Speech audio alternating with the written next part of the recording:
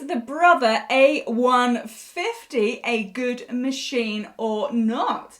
Is it better for dressmakers? Is it better for quilters, or somewhere in the middle? I know you've got a lot of questions, and at this time of year as well, we're just coming up to Christmas at the time of recording, but that doesn't matter. But if you're thinking about taking up sewing or quilting as a new hobby, you may have considered this machine. So let me answer all of those questions for you and some more. Who am I? I am Kim. This is Quilt with Kim. You are very welcome. Let's go check out this machine.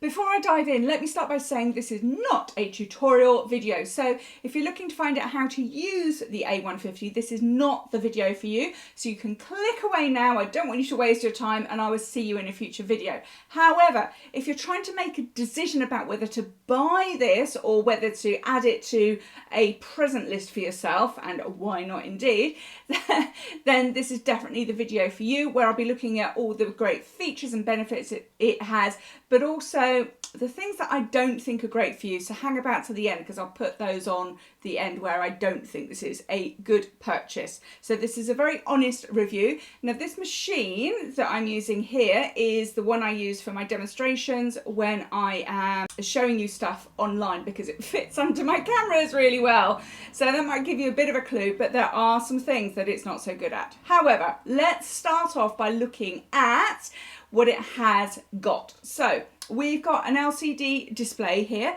which is computerized, and you can easily see whether you've got the stitch width and the stitch length here.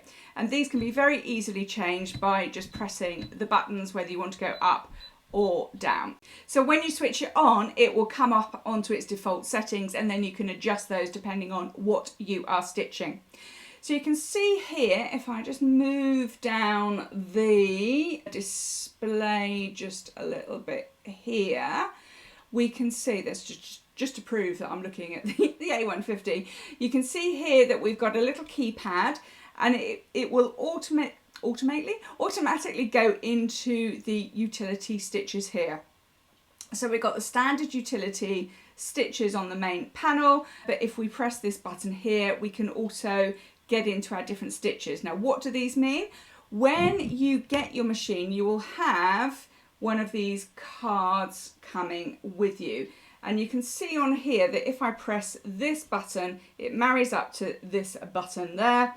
And we've got a whole variety utility stitches, from straight stitches, a whole variety of zigzags and stretch stitches going on here, all sorts of ones. I think we've got buttonhole stitch somewhere, which I'm trying to look without my glasses. So that's interesting. There we go. We've got a quilting, not buttonhole, blanket stitch, sorry, quilting blanket stitch there. So we've got a whole variety of stitches plus our buttonholes at the bottom. You'll see on the left here, these are the very basic utility stitches it's got, which marries up to this button at the top. But if you look along, you can see that if you look down, you can see a leaf, and these corresponds to these leaf buttons here. And then if you look, there's all sorts of decorative stitches. The number of stitches, by the way, there's a clue in the name, which you can't quite see, but the A150, the 150 means the number of stitches. So there's a whole variety of decorative stitches. And then if we turn this round, we've also got lettering. So you can get to the lettering just by clicking the A down at the bottom. And as you click and then click again and click again, you'll find that you've got your standard stitches, standard lettering, you've got more cursive lettering, and you've got an outline lettering, and you've even got a Japanese font, which I'm not sure is very useful in the UK, but who am I to judge?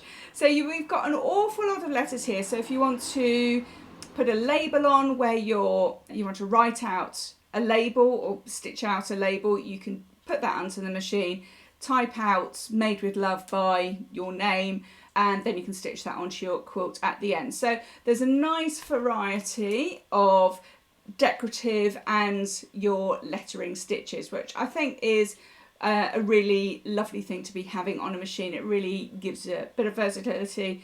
Okay, we've got a whole bunch of features in here. So we've got a save button here. So this little button just there.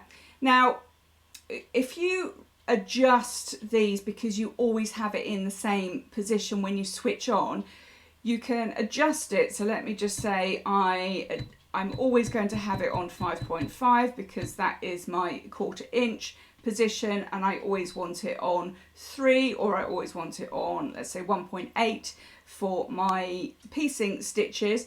If I have that and then I press that, that will save it to memory. So the next time I switch on my machine, it will just pop up as those stitches. And of course you can readjust it and save it back again if you need to. So that saves something into the memory. Sorry, I was just pressing buttons there. Let's press that. And then down at the bottom here, you can see that you've got a little pocket, and that's where you have created a little design. So maybe if we have a look at these little designs here, maybe you've done some hearts, and then you've got your name, which you've done with the lettering, and then you've got some hearts on the end. So you've created yourself a pattern. You can create that, and then you can save it down into a pocket and then retrieve it later. Okay, so let's say I've made my pattern with my hearts, and I've got my name and then my hearts, and let's just say I want to repeat it for some reason. I can do that with this little button down here, so we can repeat the patterns that we've made. And so that's a useful little thing to have. So that's the display here. So it really is feature rich, and there's lots to get to grips with and to play with. The two beautiful things that I love on here, which I'm going to come on to in just a second, we've got an automatic lock stitch and we've got an automatic cut, so that when you are stitching you can press those in, and you can see the little symbols come up on the right here. Let me see if I can just move my camera into position. You can see that those have come over here. So when we stitch, it will start with an automatic lock stitch, it will stitch a line, and then it will finish at the end. And I will demonstrate that in a moment, but first let me get on to the functionality of the machine. So just keep that in your mind first, and let's move on. All right, at the top of the machine, let's just talk about the basic functionality of threading the machine. We've got our standard spool here, which is what you'd expect, but it will handle a twin needle. So you've got an extra spool that comes with your machine, and that just slots in the hole at the front. I know I said I wasn't going to do a tutorial, but I really can't help myself. But you can do a twin needle. Follow the instructions. The twin needles aren't scary at all. They're a lot easier to handle and to stitch with than you might imagine. And all those decorative stitches, once you've got your twin needle in, you can have a play with those and have two decorative stitch lines mirroring each other, which looks really cool. So let's take that away and move the camera along just a little bit. So just bear with while I do that. Okay, so we have a standard top loading bobbin, and I love these because there's none of this being able to or needing to pull the thread up. We can just literally drop the bobbin in. Do make sure your thread comes out to the left, otherwise it causes all manner of problems. Wind it around the little banana shape and then put the lid on, and you are good to go. So if you struggle with the side loading bobbins where you've got a little case and you have to put it in and you have to line it up and then you have to pull the thread up, this is really easy, really very easy. I used to teach adults with learning difficulties and they had zero problem doing this completely. So this is very easy. Now, the one thing that this Brother has, and in fact this is unique to Brothers, is an automatic threader. Now, you may be thinking, yeah, but Kim, my machine has an automatic threader. No, not like this. This is a one-click automatic threader, which is unique to the Brothers. I think it is the A80 upwards that has the one-click automatic threader. So if we have a look at this, I'm just going to re-angle my camera very slightly. Can you see we've got a little bit of shenanigans going on here? And what we would do is when we've half threaded the machine and it's behind the needle guide there, and you can see that we've got a little gap here, and there's a number 7 on that bit there. That's just the order we go in. So if I put the thread through those two, and there's a button on the side, let me take the camera off and I'm going to just move around to the side to show you. So there's this button here, and as I press that down, look what happens. You're going to have to just trust me that I am pressing it down because I can't get a camera in the side. So if I press it down, okay, can you see that is now threaded behind there? Can you see the loop that comes through the needle, and then all I would do, optimistically with no glasses and one-handed, I would pull that through. Okay, so that is my needle threaded. So if you struggle with seeing the eye of the needle, and if you just, like, come on, the standard automatic threaders, let me just put the camera back because it's wobbling around and probably making you seasick, and I really don't want that on my watch. Let's just get all that lined up. So the standard automatic threaders, where you have to pull something down, you have to line your thread up, you have to make sure that the hook's all the way down, and there are tiny little hair width hooks in those standard automatic threaders, and if you're lucky, as you get the thread through, you release the thread, it should catch. But you know as well as I do that it doesn't happen all the time. And in fact, when I was speaking to a sewing machine engineer, they said there's about 50% of the time they don't happen, it doesn't happen, and it goes wrong a lot of the time. So these one-click threaders are basically a lifesaver, and I will never go back to a machine that doesn't have that one-click needle threader. It's so quick and so easy. Have I gone on about that a lot? Yeah, I have. Okay, let's move on to the next bit. So I'm just making sure. Oh yes, one of the things while we're down here before I move on is that it's got a very easy catch on the back of the foot, which is just a little black catch, and if I press it in, my foot will fall off. Not my foot, you understand, but my presser foot will fall off. Which brings me nicely onto what presser feet we have. So let me re-angle my camera and let's have a look at those. And here are the feet. So this is the one I've just taken off, which is our standard utility foot, which we can use for pretty much most things. But for when we've got decorative stitches or wider stitches, we've got an open toe foot. So that's really useful. Or when you're sewing down the center of things and you want to see what you're doing, that's a really useful foot. Then we've got a zipper foot, so standard zipper foot. It hasn't got a concealed zipper foot. Normally you have to buy those separately anyway, but this is just your standard zip foot there. Then we've got our overcast foot. So if you don't have an overlocker, which I know a lot of people don't have, particularly when you're looking at getting machines, you may well not have an overlocker yet. So overlockers basically stitch over the edges of your fabric to stop it fraying, and an overcast foot does a similar function to an overlocker, so you can capture the edge of your fabric basically to stop it fraying. But the difference is when you're using your machine, your standard sewing machine here, you've got one thread to utilise, whereas an overlocker uses 4 threads, so it is more encased, if you like. A zigzag stitch will do exactly the same thing, if I'm being completely honest, but you have got the overcast foot there. You've also got a blind hem foot, which I have found really useful over the years for the amount of hems on school trousers that have dropped. And as I'm recording this, my son has come up to stay for a couple of days. He is way past school trousers now. He is a very grown up, and allegedly. but back in the day, I had an awful lot of school trousers to take up, and the blind hem stitch really is an incredible tool to stop you doing it by hand, or a credible foot. So that's definitely one to use and to learn. Another one is a button foot. So yes, you can line this up to sew on your buttons.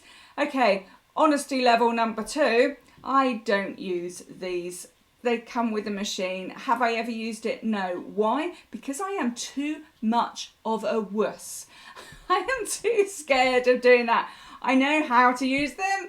I'd just much rather do them by hand, sew on buttons by hand.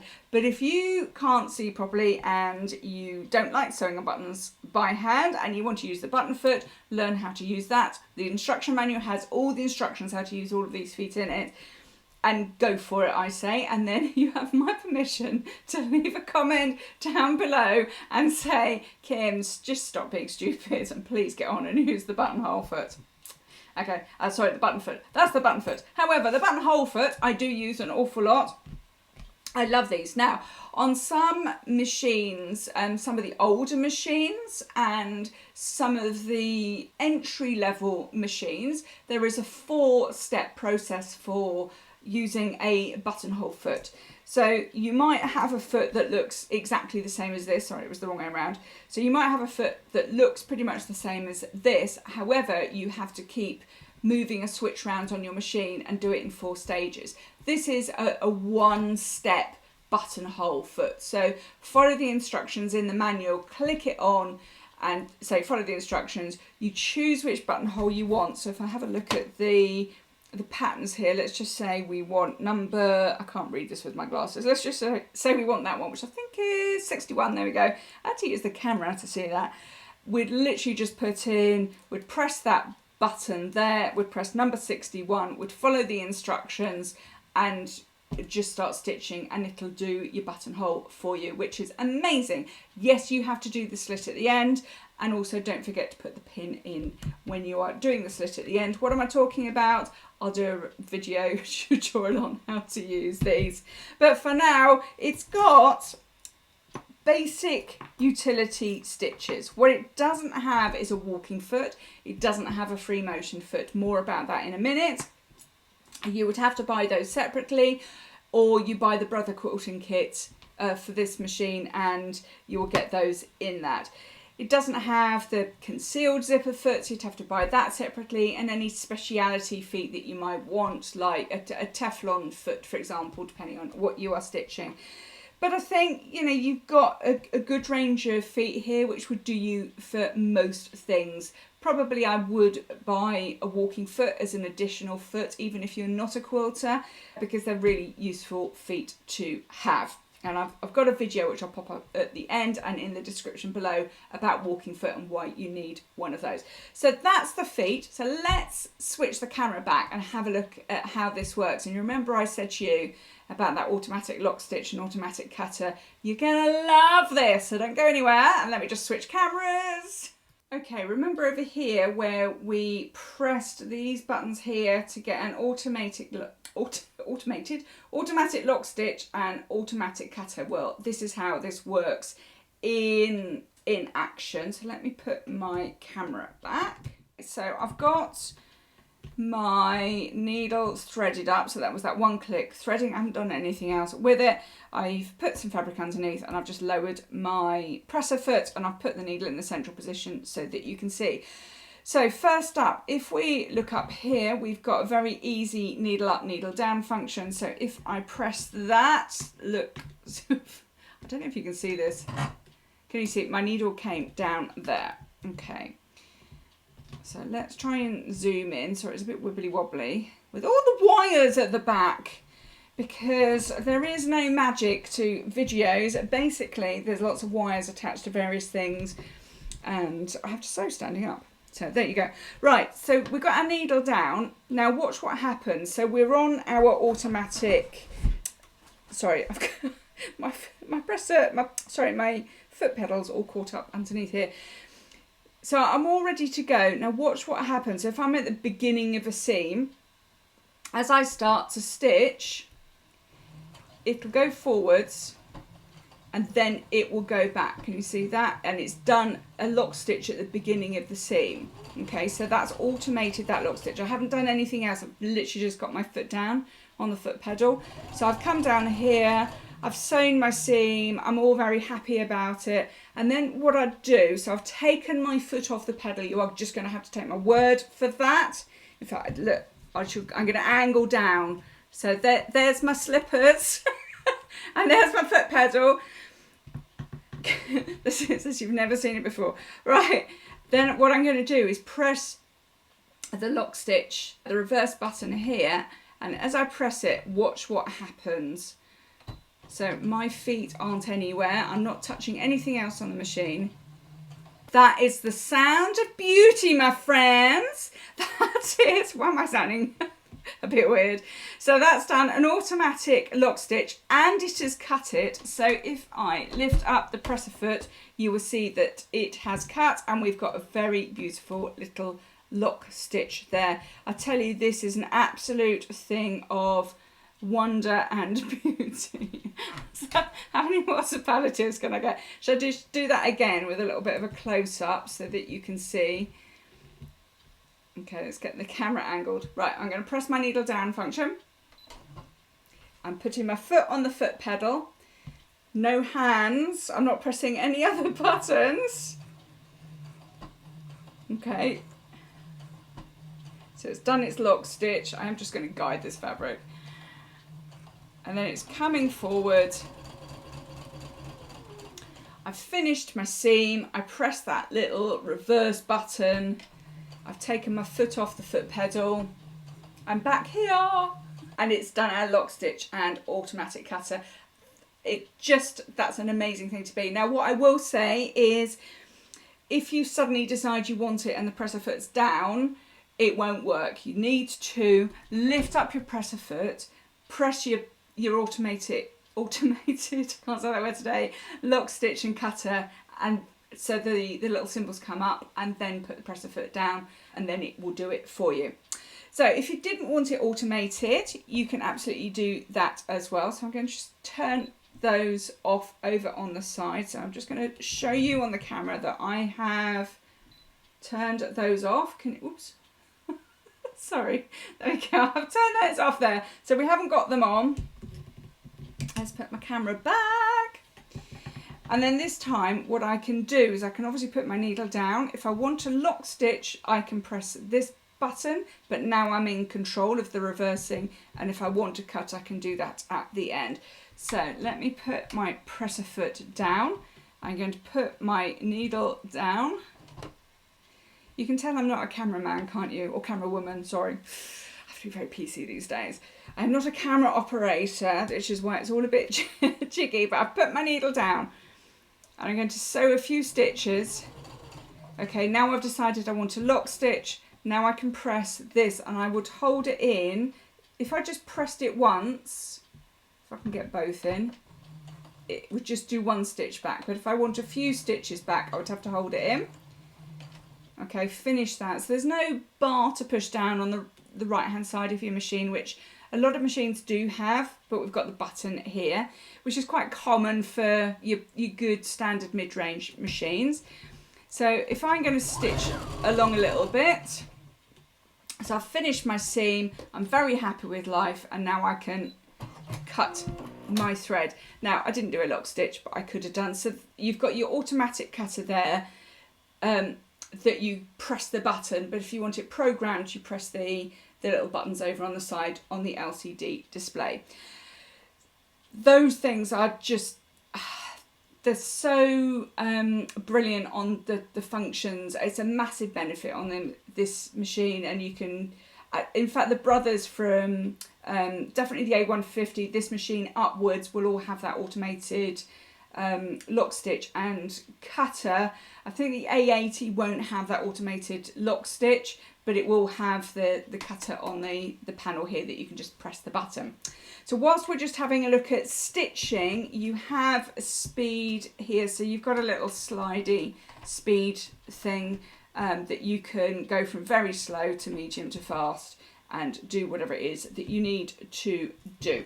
So that is that. You can, I haven't finished yet, so don't go anywhere. I will tell you what this is good for and what this is not so good for. You can unplug the foot pedal if you want to and stitch entirely by hand. You can do that as well.